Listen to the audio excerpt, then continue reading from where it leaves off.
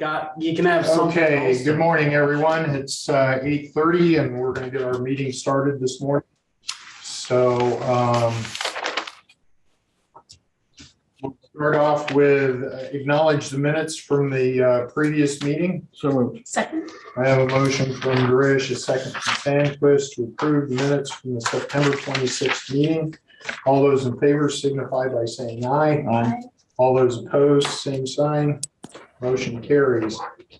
All right, we're going to move on then. I don't believe Dwayne is able to join us. He's in Florida. He had went down to have a little vacation and help his son, daughter-in-law get ready for Hurricane Ian, and he's still there. His flight, I guess, won't come out until Wednesday. I got a call. Actually, I was in here one day last week and somebody stopped by and said the light at Old 34 in Libertyville Road was out, and that was a responsibility. So I contacted the office out there and they're working on it and they think it is. But anyways, that's. Well, I think we pay the bill on that. Yeah. But I believe you So have they're to call. checking somebody special to take care of it. Yeah. They're working on it anyway. Yep, need an electrician or at least the, anyway, we have a resolution for discussing consider resolution awarding seal coat contract to Pelling LL Company Incorporated. We had bids on that project. Dwayne sent a email saying that the bids were higher than what were anticipated. There are 3 of 4 bids that were within 3% of each other. And there was one bid that was way higher than everyone else. So the bid should be awarded to LL Pelling Company Incorporated, and their bid is $1,050,000. $1,050,386.02. Manats Incorporated bid $1,068,025.99. JB Holland Construction bid $1,076,025.14. And then Aztec Corporation bid $1,726,245.91. Be it resolved by the Jefferson County Board of Supervisors to award a contract to Pelling LL Company Incorporated of North Liberty, Iowa, to perform seal coat on Nutmeg Avenue under the Burlington Northern Santa Fe Railroad from H28 to 1,100 feet north of Business 34 and Larch Avenue, from city limits to north to 185th Street within Jefferson County. So Larch is the extension of B Street going north out of town up to the east-west road that most people take to get to Cambridge or the north side of Fairfield when they're coming in to town from that way. The other, of course, we know really well, Nutmeg, which is carrying traffic from Salina Road south to the Heartland elevator. So do I have a motion to pass this resolution? So moved. Second. Okay, I have a motion from Sandquist, a second from Garish. All those in favor signify by saying aye. Aye. All those opposed, same sign. Motion carries. Okay, we're going to meet next with Brett Farrell for an EMA update. We haven't heard from you for a while, Brett, and it's nice to have you here with us and letting us know what's going on in your world at this point.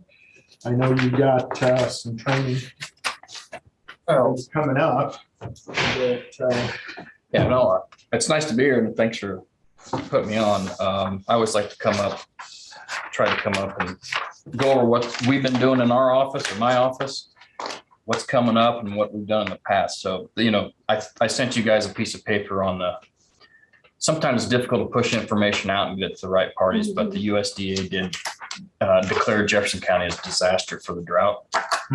And I don't know who that affects, but the farmers who are eligible can get certain assistance from the local FSA if they, fall in those categories that they decided that they could get that. But I just wanted to push that out there. They have 8 months from the disaster declaration to apply for assistance through your local FSA. That's one of the disaster monies that does not go through emergency management. So I don't have a lot of information on that. Just want to make sure we pushed it out to I called them after you sent that. And so what I found out is they need to call, if anybody's interested, it's for livestock. And they need to call the Sigourney office because the local office said they would refer it up there. That's where that's handled. And the phone number for that, 641-622-2800. And it's a livestock forage program if their grazing acres are certified. So, and something about it had to be a D2 for 8 weeks or a D3 for 1 day. Anyway, if anybody has questions, call the Sigourney office. Yeah, I just wanted to get that information out. Sometimes people don't know if that's available. No, we appreciate knowing about that because, like I said, most disaster proclamations that have to do with our county and the public assistance and individual assistance goes through emergency management a lot of time. Yeah. Fortunately, Jefferson County doesn't have a lot of disaster declarations. We don't have a river, and the drought this year has caused a problem for many people. But besides that, is there anything you guys want to know? We have a couple things coming up. Iowa Homeland Security has tasked emergency management with developing what they call a economic recovery support function. And that is basically to add to our support functions that we review every year. Will involve a lot of different people at the table, making sure that if we have any kind of disaster, that we have the right players there and we can recover as a county during disaster economic wise. So I went to a tabletop in Henry County a month ago. We have scheduled one for Jefferson County, November 17th. I have a conference call with the state on Wednesday to discuss what players will be at that table and what that agenda is going to look like. And once I know, after I talk to Sarah on Wednesday, I'll get those invites out to everybody that needs to be. And it will be the Board of Supervisors. It'll be Chamber of Commerce. It'll be banks, people like that. So it's a 5-year plan. It goes from 23 through 27. And every year you have to work on a different part of that plan to be able to recover economically from a disaster. So it's good for us. It's a lot more work, but as soon as I find out more information how that's going to go on the 17th, I'll get that invite out, and I know we talked about it in my commission meeting. I don't know if someone volunteered to maybe look at the ag grounds for hosting that, but do you want? I could call. Yeah. Or call. How many people are you looking at? Henry County had about 30. We're looking at 30 to 40. Okay, so they need Cambridge. Yeah. Yeah. Yep. So, I'll give them a call. I know. Okay. Thank you, Greg. So the other things that we've been working on, obviously, the day-to-day operations, we've been fairly busy as far as, supporting, I guess you want to say calls out in Jefferson County for certain situations, whether it's search and rescue or whatever. But right now we're busy with supporting the state of Iowa and our local school district with some school assessments that the governor came down with a school initiative. So myself and Deputy Porn were at Pekin last week to sit in on the assessments. Of fascinating how they do that and the questions they asked on school safety. But Coming up, Fairfield has theirs. So does somebody from the state come do that? They have a contractor. Okay. And this particular one was from Tetra Tech. So they ask questions and then they come up, whatever the answers are, they file that and then they come back with recommendations and move forward with that stuff. So Fairfields are the 20th, I think, and the 24th. MSAE, I believe, is December 6th. So those are lengthy assessments. And so we'll be involved with that.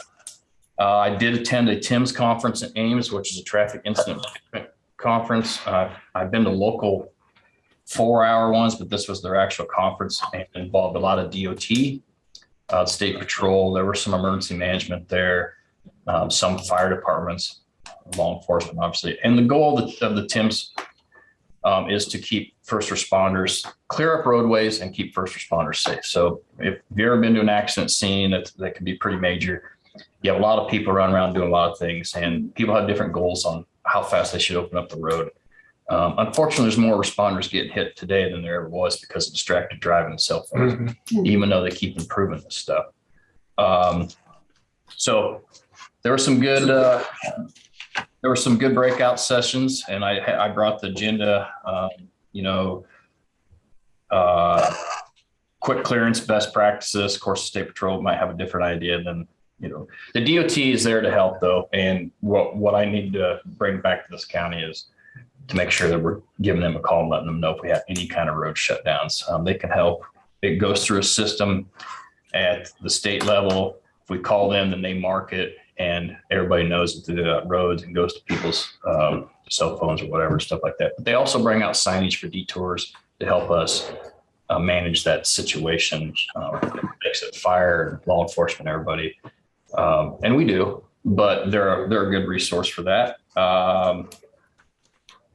So yeah, we had a breakout session on livestock rollover trailers, which was, I've been involved with other counties on some of that. And it's a difficult situation to manage. So it was a good conference. I'm glad I went. Upcoming things.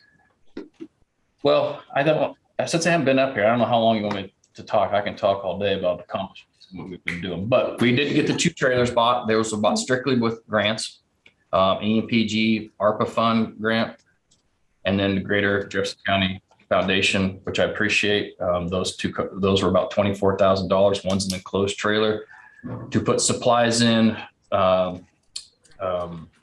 cots, blankets, water, whatever we need to be able to hold to an incident. The other one's a light trailer that has not been delivered yet, but it's been purchased. We also worked with the fair board to get an emergency plan for the fair. Anybody noticed out there this year, there was actually signage for sheltering for severe weather. And then, How would you know? I mean, Deb, could you put your computer on mute, please? who? Deb Book.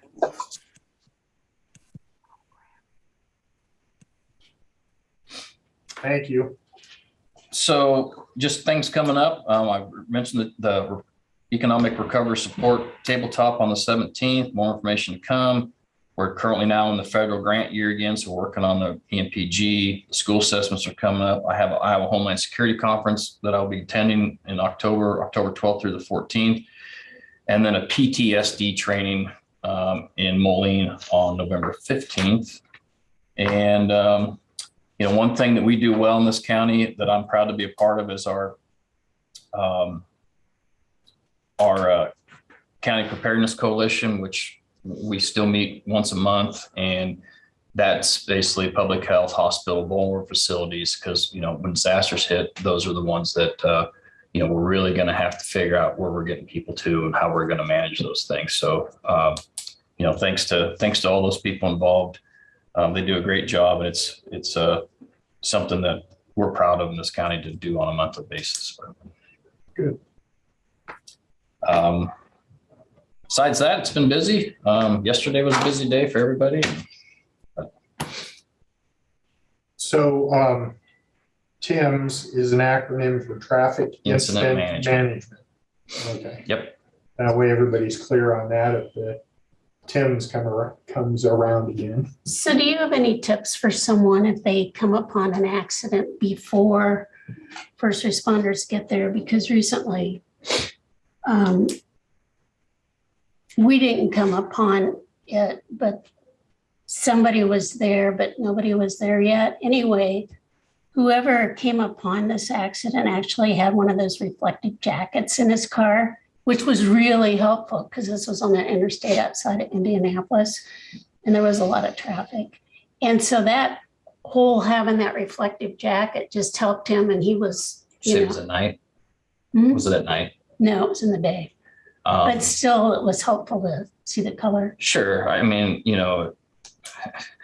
in your vehicle, you should have some sort of emergency kit, but that never really includes a fluorescent vest. It's Yeah. more stuff to survive or whatever if you get stranded or something. But I would say if you come upon an accident, just like in any emergency response or first responders, our first priority is our safety Mhm. on the roadway.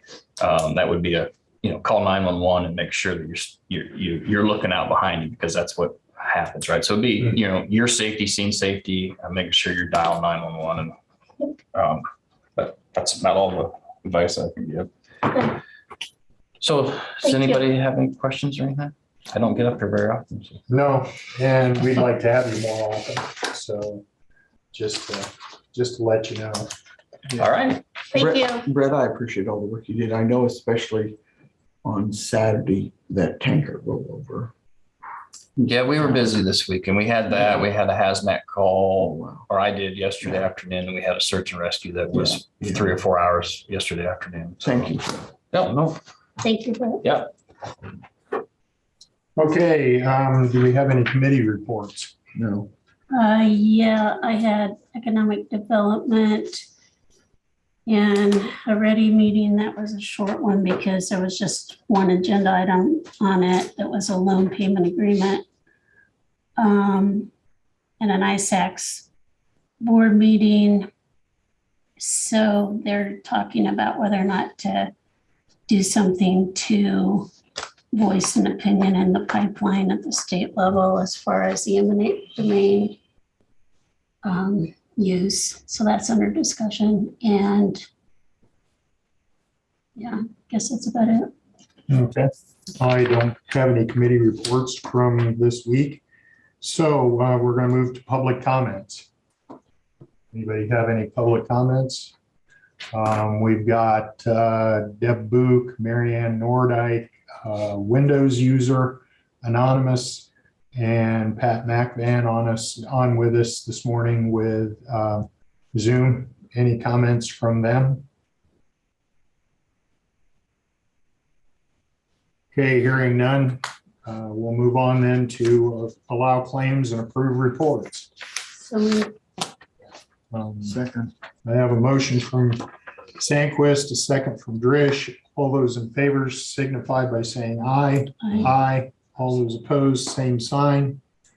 Okay, then tomorrow we have a meeting with Meet Fairfield Leadership. It's a class that's put on by the Chamber of Commerce, and they come up and they have a government day, and they'll be here at 2:15 in the afternoon. And then Wednesday, we have a training session on Iowa Code chapters 21 and 22 at 10 a.m. And that'll be done by our county engineer's office, or county attorney's office, sorry. So that's the rest of the week. I would accept a motion to adjourn the meeting today. So moved. second, I have a motion from Drish, a second from Sandquist. All those in favor signify by saying aye. Aye. All those opposed, same sign. Motion carries. Thank you, everyone, for joining the meeting today.